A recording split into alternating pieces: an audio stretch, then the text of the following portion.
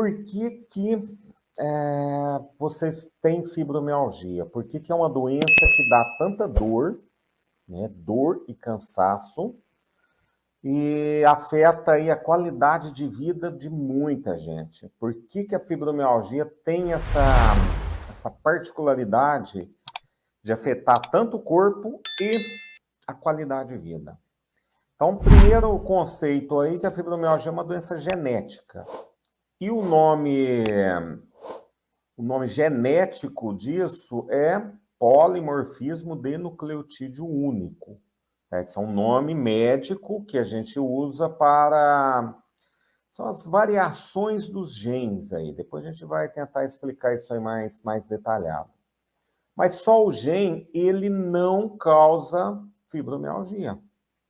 Certo? Só o gene você não tem. Você precisa dos outros dois fatores fundamentais. Você precisa de ter um componente emocional. Esse componente emocional, ele acontece por conta do hormônio do medo.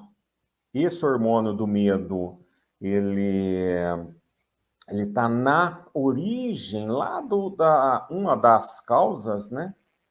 É a formação desse hormônio e a enzima ou o gene afetado interfere na produção desse hormônio aí. Então, esse gene, chama CONT, catecol-O-metiltransferase, é um nome médico aí, ele faz flutuar o hormônio do medo de acordo com a temperatura. Por isso que mulher tem muito mais fibromialgia do que homem. São 9 mulheres para 1 homem. Depressão é 20 para 1. Depressão tem muito mais. Fibromialgia, não. Fibromialgia são 9 mulheres para cada 1 homem. E a fibromialgia, afetando esse hormônio do medo, vocês passam a ter essa interpretação dos fatos corriqueiros da vida de uma maneira que ameaçasse a vida de vocês. Então, essa flutuação do hormônio do medo, né, é por conta dos estrógenos, né, principalmente o estradiol, que é um dos estrógenos, vai no cérebro e regula a temperatura. Então, como tem flutuação de temperatura na mulher, porque a mulher faz ovulação, né? Então ela esquenta o corpo para poder ovular, então ela faz essa alteração de temperatura. Não é só isso, é qualquer alteração de temperatura estimula o hormônio do medo. Então, o próprio frio, né? Nós estamos aqui hoje é uma quarta-feira e tá chuvosa aqui na minha cidade, tá fria, a temperatura agora tá em... Deixa eu ver quantos graus aqui, gente, ó, mas... Agora de manhã estava 10 graus. Aqui é uma região mais... Embora uma região mais pitoresca, assim, uma região boa, mas ela hoje, né, tá frio, né, então ela faz essa flutuação, estou falando a cidade, né, a temperatura. E essa mudança de temperatura interfere no nosso corpo. E para quem tem fibromialgia, piora muito as dores. Por isso que na fibromialgia, as dores pioram muito na época do frio ou quando esfria o tempo. E eu tenho pacientes que até o ar-condicionado, ele sente mais dor. Então, até pelo frio do ar-condicionado. Então, eu tenho, né, o frio do ar-condicionado, eu tenho a mudança de temperatura, eu tenho a queda de musculatura na mulher, porque a mulher não tem tanta testosterona. Ela tem, mas não tanta. E leva a menor formação de músculo, e a gente diminui, né, a formação de calor pelos membros, né, que é chamada temperatura axial é dos membros. Então, essa alteração, tudo interfere lá no nosso cérebro. E o organismo, ele vai fazer de tudo para manter a temperatura entre 36,6 e 37,2. né? O organismo nosso funciona nessa temperatura. Então, o organismo tem que fazer de tudo para manter o corpo nessa temperatura, senão ele não funciona. E quando começa a ter as flutuações, o organismo começa a produzir um hormônio, que é adrenalina, porque a adrenalina vem no meu corpo para gerar tremor, né, para gerar calor. Só que é a mesma rota metabólica do hormônio do medo. Então, é L-dopa, dopa, dopamina, noradrenalina e adrenalina. É o mesmo hormônio, a mesma coisa. Só que no meu cérebro eu não tenho adrenalina.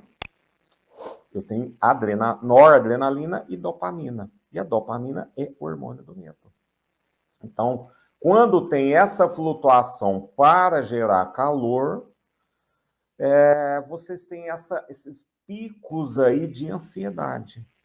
E, automaticamente, interpretações, eu não chamaria isso de equivocadas, não são interpretações erradas, porque para você, aquele momento ali é ameaçador da sua vida. Então, naquele momento, você interpreta o fato, pelo fato de você ter o hormônio do medo alterado, como se fosse algo que fosse ameaçar a sua vida. E com essa alteração desse hormônio, você começa a repetir esse fato ou vários fatos, e isso vai formando uma rede neural.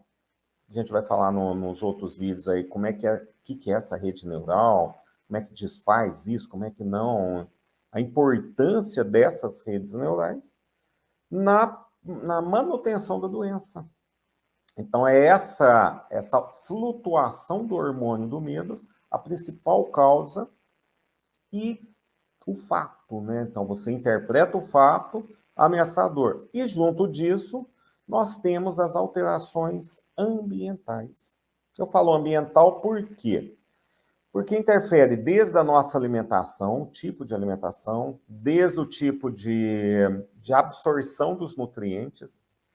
É difícil eu encontrar uma paciente com fibromialgia que não precise suplementar. Então, a carência nutricional é muito frequente na paciente com fibromialgia.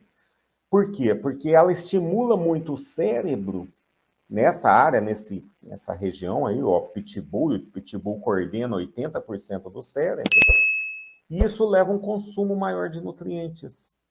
Associado a isso, desbiose. Nós temos alteração da flora bacteriana intestinal que diminui a absorção dos nutrientes. Então, a carência nutricional é muito frequente na fibromialgia. Agora, é variável, cada uma tem um jeito, não tem como eu comprar, ir na farmácia, comprar um polivitamínico e achar que vai resolver isso, porque é variável, cada paciente tem um jeito. Uma tem deficiência de ferro, outra tem deficiência de selênio, outra tem deficiência de magnésio, e aí você às vezes tem que aumentar um pouquinho as doses. Nada assim suprafisiológico, nada disso. Mas você tem que saber corrigir isso aí. Então, qual que é a causa da fibromialgia? Então, vamos falar os 3 fatores, né? O genético, o ambiental e o emocional. Sem o fator genético, você não desenvolve fibromialgia. Você pode tentar do jeito que você quiser. Eu, por exemplo, não tenho fibromialgia. Eu acho que não tenho um gene, minha mãe não tem, ninguém tem. Então, a princípio, eu posso ter todos os outros fatores, né? Posso ser carente de nutrientes, falência hormonal, falência de as glândulas, poluído, que eu vou ter outro problema, por outro polimorfismo genético. Mas a fibromialgia, não. Se eu não tiver alteração no gene, eu não tenho. Eu não consigo ter fibromialgia. Por isso que é importante, quando se fala em fibromialgia, você olhar esses 3 pilares aí, né, que são o mental, né, vamos falar pela alteração do hormônio do medo, e a parte do ambiental. E você saber trabalhar tudo junto, desde uma subnutrição, oxigenação, saber lá o mental, as redes neurais, saber fazer rede neural, desfazer rede neural, Saber o que é um núcleo, pitbull, labrador, o que é uma glicação, que na verdade aí depende do médico, depende da gente, o que é uma inflamação, como é que eu trato uma inflamação do intestino, entendeu? Então, às vezes você fala, eu não estou inflamado, eu tô bem. Só tenho uma fibromialgia, tomo um antidepressivo e tá jóia, melhora minhas dores. Só que a doença está progredindo. A doença está progredindo. E, infelizmente, a gente vai falar sobre isso no quinto vídeo, mais ou menos, as consequências de um tratamento mal, eu não vou dizer maltratado, eu diria mal conduzido, porque a fibromialgia, como é uma doença genética, ela afeta todo o metabolismo. Então, ela vira uma doença metabólica. Então, você tem alterações de rotas metabólicas e essas alterações de rotas metabólicas afetam várias partes do corpo. E o grande problema é a gente querer ficar pegando dicas, né? Ah, eu vou pegar uma dica aqui, vou seguir um fulano ali que fala, vou seguir outro fulano ali. E você não consegue juntar tudo. E vai passando ano, entra ano, sai ano, entra ano. E a fibromialgia vai piorando. Então, esse entendimento vocês têm que ter. Saber que a fibromialgia, ela basicamente, né, 3 pilares alterando 8 rotas metabólicas. É esse que é o entendimento aqui. E cada rota metabólica tem uma particularidade aí individual para cada paciente. Não tem jeito de você fazer de uma vez, querer pegar dicas, vou tratar isso, vou tratar com psicólogo, vou tomar antidepressivo, e não resolve. Infelizmente, a fibromialgia é uma doença progressiva que, em alguns casos, pode ter uma evolução muito ruim. Certo? Hoje, eu já peguei vários pacientes que eu tratei de fibromialgia lá atrás que tem Parkinson hoje. Naquele tempo lá atrás, eu não tinha esse entendimento. 15 anos atrás, eu passei a ter esse entendimento 10 anos para cá, que eu fui tratando, mudando o jeito de tratar as minhas pacientes, que realmente foi assim, um divisor de água aí, para ter a melhora da paciente e saber que é uma doença reversível. Então, você tem a chance de reverter a doença e saber que é uma doença que ela pode aí, e que é pior, qualidade de vida. Então, essa doença afeta lá o hormônio da memória, né? Que é que na verdade é o hormônio da felicidade, né? Que chama serotonina. E esse hormônio ele tem 5 funções fundamentais. Então, ele afeta a memória. Então, você começa a não ter memória recente, você começa a ter um fato e não julgar isso com a memória. E aí você tem essa sensação que a vida passou e foi muito ruim aí. E você não resolveu, né? Algo não resolvido. Esse hormônio também afeta a saciedade, por isso que muitas pacientes com fibro estão acima do peso, certo? Porque acaba comendo muito, principalmente carboidrato, porque o cérebro pede muito carboidrato. Então, quanto mais o cérebro tiver em excitabilidade, menos hormônio da saciedade você tem. Porque o cérebro quer nutrientes, então ele está pedindo nutrientes. Então, por isso que tem que mudar um pouquinho, saber desfazer as redes neurais para diminuir isso aí. E saber que esse hormônio também controla o prazer da vida, né? Controla aí a saciedade, controla a memória, a saciedade, controla ali essa memória de longo prazo, né, que a gente chama. Isso é normal, você chega em casa, coloca a chave num lugar e você fala, poxa, onde que eu deixei a chave? Onde que eu esqueci essa chave? Vou tomar um remédio para memória. Não é tão simples assim, né? Você tem que entender que você tem que diminuir a excitabilidade cerebral. E quando você não faz isso, você sempre vai estar com fome, sempre vai querer comer alguma coisa, você começa a comer, você não para, principalmente carboidrato, que é o que o cérebro usa, né? Só para vocês terem uma ideia, coração usa gordura. 80% do metabolismo do coração é gordura. Só 20% que é carboidrato. E o cérebro é o contrário. 80% do gasto energético do cérebro é carboidrato. Que é pão, massa, tudo que é docinho, aí você põe na boca, isso é carboidrato. Então, isso aí afeta muito o seu dia a dia, né? Isso começa a afetar isso. Bom, em termos de origem, para mais ou menos, assim, por que vocês ficaram doentes? Porque vocês afetaram durante a vida de vocês esses 8 gargalos.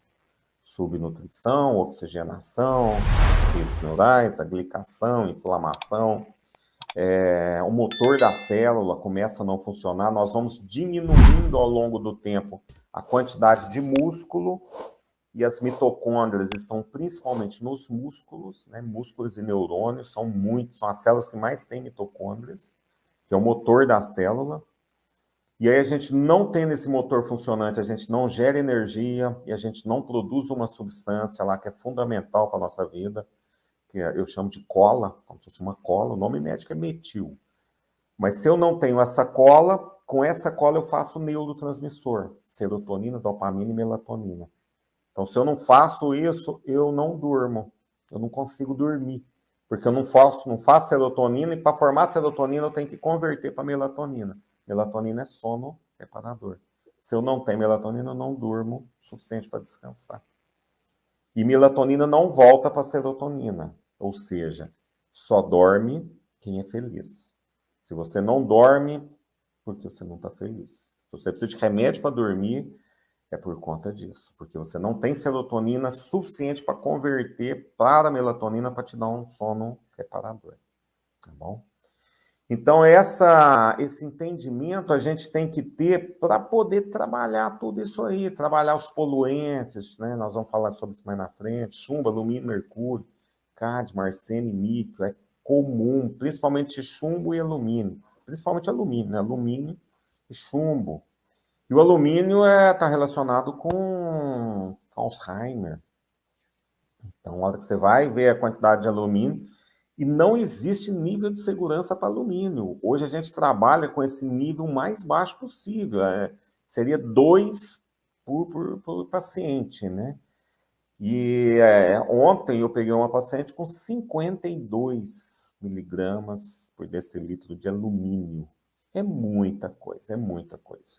Então, ali tem 2 opções. Ou ela está tomando muita água, né? A água vem principalmente com alumínio, ou ela está com o motor não funcionante, ele não está conseguindo excluir o alumínio, eliminar, né, o alumínio.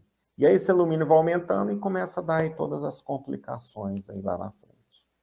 E a falência hormonal, né? Desde a tireoide, desde o pâncreas, melatonina e tal. Então, a visão aí mais completa.